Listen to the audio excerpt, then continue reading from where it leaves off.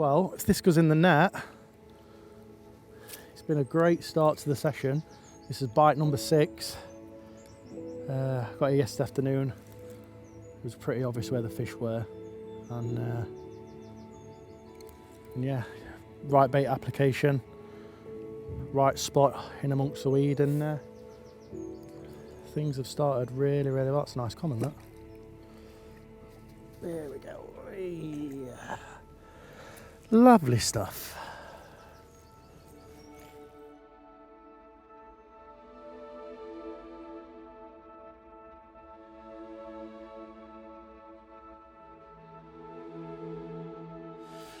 Well, check out that gnarly old thing. You join me down. I'm a Nottinghamshire Syndicate Water, Bleasby, and the reason we're here is to talk to you a little bit about autumn fishing. I'm sure you can see this one's got his winter colours coming already. This was actually number 6 of a productive night's fishing, and yeah, there are a few things you can look out for in autumn to really put them odds in your favour. So without further ado, let's sit this one back and we've got another one to show you.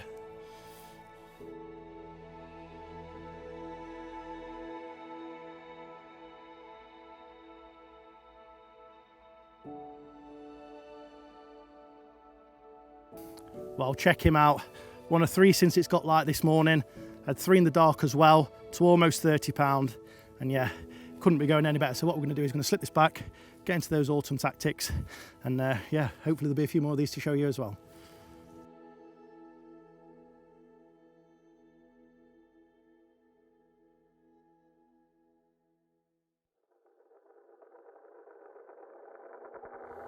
So let's have a little talk about autumn now. Traditionally, it's been known that September, October is absolutely clubbing season. However, that can't be further enough from the truth for me personally. In my experience, certainly over the last few years, autumn is becoming the most trickiest time of the year. They've been nailed and caught on everything 2 or 3 times over. They've seen it all, and couple that with ever-changing weather conditions. Certainly when you get heavy downpours that change the water temperature drastically, it takes a little while for the carp to acclimatise to it, and it can knock it on the head for a week or 2 at a time. So it is a sticky period of the year for me, and what you will find is through the summer months, obviously a lot of your early morning shows are first light, a lot of your bites are first light. This time of the year now, you want to be turning up around dinner time, because a lot of the shows will be as it gets dark, so into the evening. So the minute it's getting dark around 5, so from 5 o'clock onwards is when the activity starts. Again, the same with the bites all the way through the night, and I'd expect everything to finish around first light. I'm not saying you won't get daytime bites still on certain venues, because it depends where you go, but for me, on this venue, everything seems to be during the hours of darkness and at first light, the first couple of hours of light. So what I've done now is, it's early afternoon, nothing's happened for a long while now, so I've wound the rods in, clipped them up, fresh up baits, fresh rigs, and I've put a bucket of bait back out onto the spot. I'm just going to leave it a couple of hours, let it rest, let the swim rest, let the bait do the work for me, and then just before it gets dark, around 3 o'clock, I'll probably put the rigs out, and then everything will be nice and settled, ready for that transition period of hopefully when the carp turn up. So yeah, like I said, for me, you have to make hay while the sun shines, and if the hours of darkness are when the carp are feeding, you know, I'd rather be up all night, catching carp, working the swim, doing my best, and then getting the shut eye through the day, because that's where it's going to lead to, certainly for the next couple of months. So next time you see me, I'm going to be getting those rods back out into the spot, ready for the night time, and again, spots and depth changes do matter at this time of the year. So next time you see me, I'll talk you through exactly what I'm doing on this trip. So very quickly, before I get this back out into the spot, I thought I'd talk you through the rig. Now, it's a rig you've probably seen 1,000 times. It is a rotator rig, and at the business end, I've got a size 4 Apex medium curve on there with a freshwater shrimp food bait pop-up to match what I'm feeding. That's down to a rotator swivel and probably around 8 or 9 inches of 20-pound fluorocarbon with some of a rock bottom tungsten putty there as a counterbalance for the pop-up, and to actually pin this down on the lake bed. Again, at this end, I've got a rock bottom tungsten and tangle sleeve. That's just going to aid in number 1, kicking the hook link away, but also pinning everything down. And that's down to one of the uni leg clips. And now I've set this to drop off. So I've got 3.5 ounce lead on there. And the reason I've done that is this particular venue is ridiculously weedy. Now that weed is starting to die back, but there's a lot out there still, and I just don't want to take any chances. So yeah, I've set that to drop off. And then I've got a short section of rock bottom tungsten tubing on here as well. Love this stuff ever since I've been using it. So yeah, that's the rig. Simplicity, very quick to change my hook, and yeah, let's get this back out in the lake, and hopefully it does me another bite or 2. So just before I cast out, the main line of choice is a prototype material that hopefully will be coming to market in the future. It's part of the fluorocast family, and so far it has been brilliant during the testing phase. The reason I've chosen fluorocast is obviously this time of the year the sediment drops out of the lakes, the colour drops out of the lakes, and I wanted something that would cast well, not only sink really well, but also be virtually invisible to the fish as well. So I've gone for this.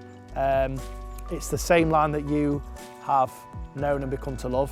It's got all the same qualities of being a fluorocarbon coated mono, so it casts really well, sinks like a dream. But yeah, this stuff for me is going to be extra special. So it's doing the test so far. Let's get this out. Oh, that is bang on the spot. Bang on the money.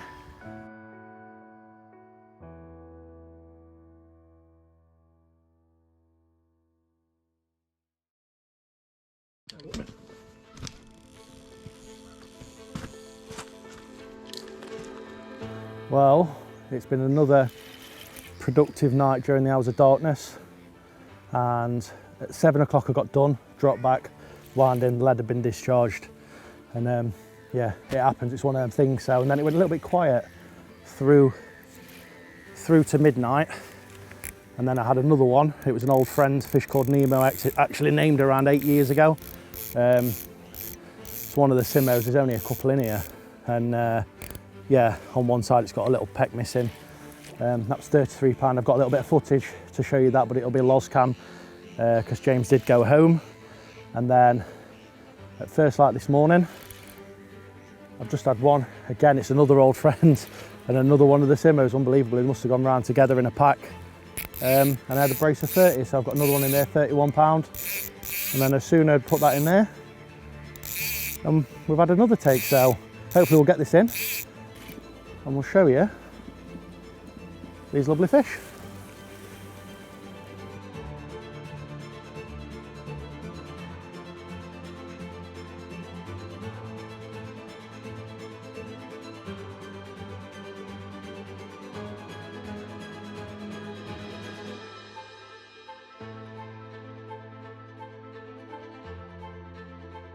Oh, well, the first of a double take this morning.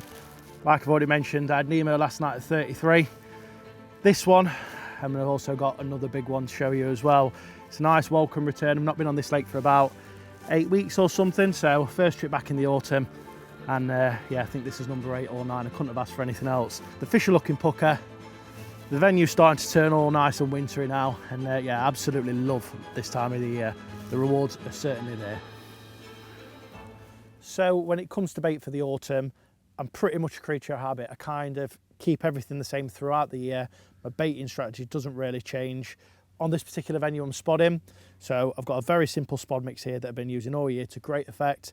The only thing what I would say is obviously, depending on rules this time of year, if you can add in something like casters or maggots just to give you that natural edge, the bit of colour, the movement, that can really turn a good session into a great one. However, rules apply, you can't use that here. So what I've got in here is I've got a standard mix. So I've got boilie crumb, there's some half baits, some whole baits. That's a freshwater shrimp from Trent Baits. Again, confidence thing. So that goes into the bucket first. So we've got a mixture of all different sizes. The crumb is really important, which I'll come on to a little bit later on. Next up, I take some hemp. Again, fresh hemp. This has been cooked and prepared in the freezer, defrosted, and then covered with lake water, and basically it's covered it off, and all the oils are starting to come back out of the hemp again afterwards, so that goes in next.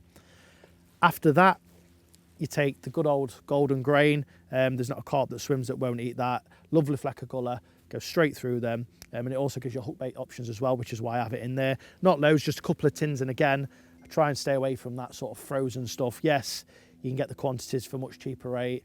Frozen stuff, if you're not careful, if you don't defrost it properly, it can float. It's not the best quality. I prefer to get it straight out of the tin where it's been sort of stewing in all its own juices and all its own sweeteners and sugars, and I generally think that that makes a massive, massive difference. Now at this point, I just like to let this sit. I pour a little bit of that juice in from the hemp as well. You've obviously got the sweetness and the sugars from the sweet corn going in there. That'll infuse with all the boilie crumb and the half baits and the whole baits.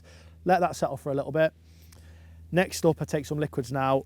With liquids, you don't have to go mad. And why the crumb was important in this is I'm trying to achieve a heavy mix, especially when I'm fishing in waters over sort of 10, 12, 15 feet. I want to get that bait down as quick as possible, and you've got things in there like hemp as well, which can have a tendency to obviously drift away depending on what the weather conditions are. So the liquids just sort of bind it all together, make it really heavy. The crumb will sort of infuse with all those liquids in the end, and should drop straight down onto your spot regardless of how deep you're fishing. So if you can see this mix dropping off of here, it's really, really heavy. There's no sort of fine dust from the crumb that can drift away in the tail. So what I'll do first is add some hemp oil. Again, a swap over at this time of year from sort of heavy fish oils like salmon oil back to hemp oil, which you can use all throughout the winter months and the summer months if you want to. But hemp oil goes in there first. Then add a small little bit of anchovy sort of extract. That is a really thin liquid. It'll get and seep into that bait, into the boilies if you give it time, right through to the core, so it'll always be pumping out attraction. And then finally, a little drizzle of the Mina 30. That's more of a sort of food bait, gloopy, sort of binding liquid at the end as well. And what the hemp oil will do is that will be the carrier up through the upper layers where the carp are more than likely swimming around, and it will take all those flavours which are infusing inside the mix. And hopefully it gives you a mix that the carp just can't resist. So that's the sort of mix they're going at the autumn. Again, it's all venue dependent, whether you want to start with a little bit of bait. But for me, certainly on this venue, on my Syndicate, they do like a bit of bait. So all of this bucket will be going out there. So yeah, let's get this out there and hopefully we'll get a bit more action this evening.